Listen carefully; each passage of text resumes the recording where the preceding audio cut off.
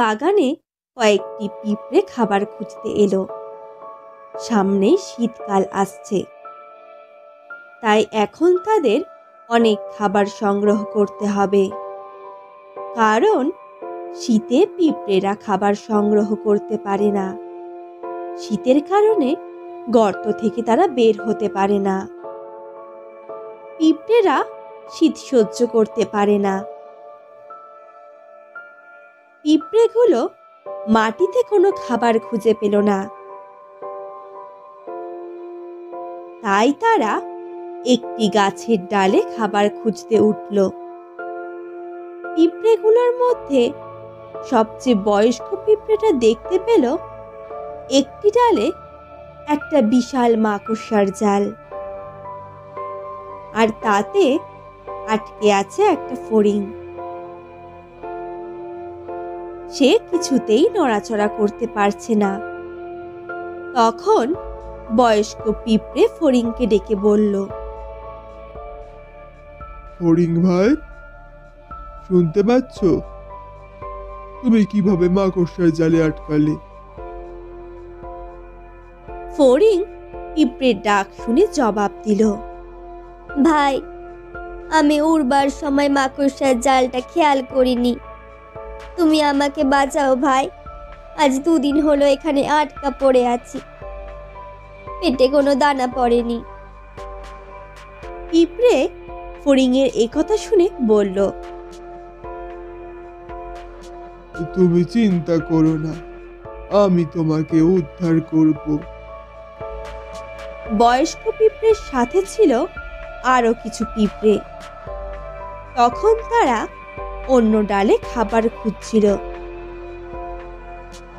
ফড়িংয়ের সাথে বয়স্ক পিঁপড়ের কথাগুলো তারা শুনতে পাচ্ছিল, তাই তারা বয়স্ক পিঁপড়ের কাছে এলো আর দেখলো ফড়িংটা মাকড়সার জালে আটকে গেছে। বয়স্ক পিঁপড়ে বাকি পিঁপড়েদের আদেশ দিলেন জাল কেটে ফড়িংকে উদ্ধার করতে। যেমন কথা তেমনি কাজ। তখন বয়স্ক পিঁপড়ের কথা মতো সকল পিঁপড়েরা মাকড়সার জাল কাটতে লাগলো, আর কিছুক্ষণের মধ্যেই মাকড়সার জাল কেটে ফড়িংটাকে উদ্ধার করলো।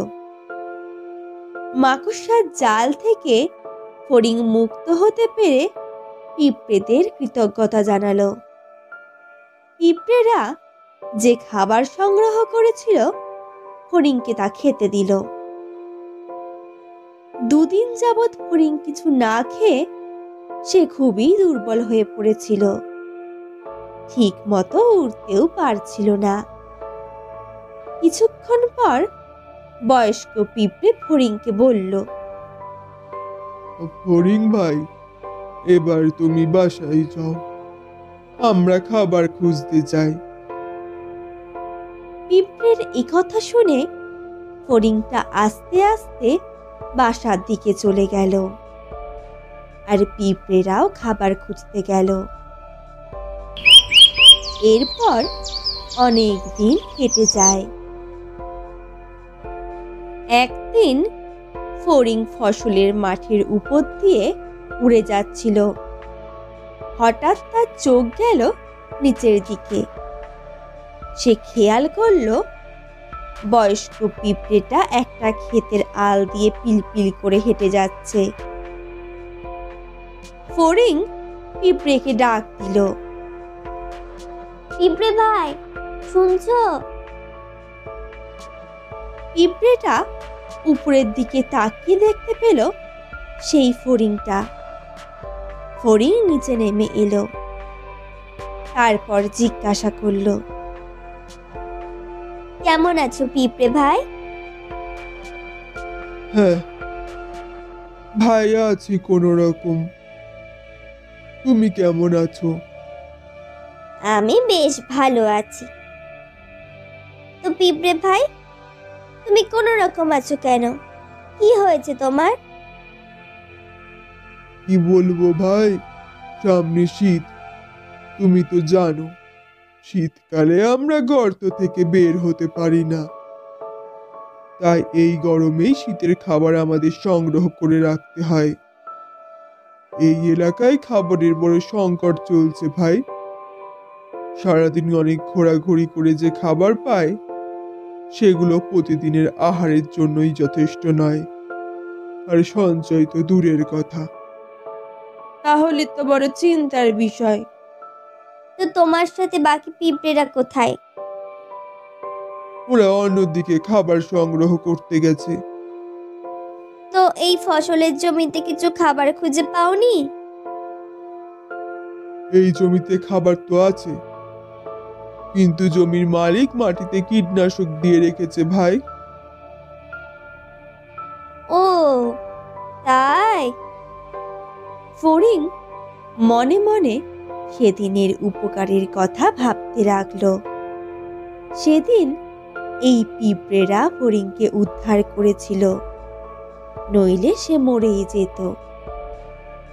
তাই তার মনে হলো পিঁপড়েদের এই দুঃসময়ে তাকে সহযোগিতা করা দরকার।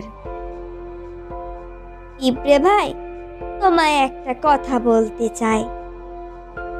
যদি কিছু মনে না করো, তাহলে আমি তোমার এই দুঃসময়ে তোমাকে সহযোগিতা করতে চাই। সহযোগিতা?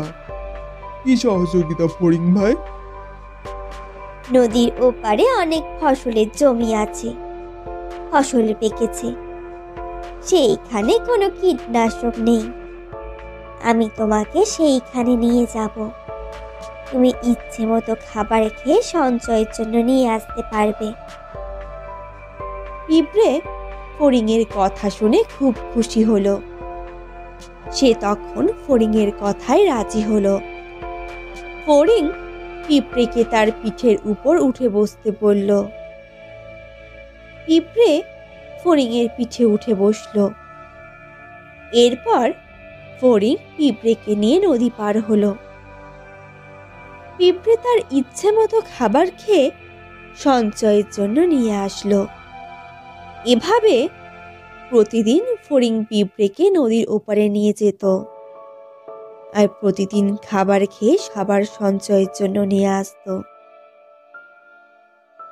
বন্ধুরা, দেখলে তো, উপকার করলে উপকারীর উপকার সব সময় মনে রাখতে হয়।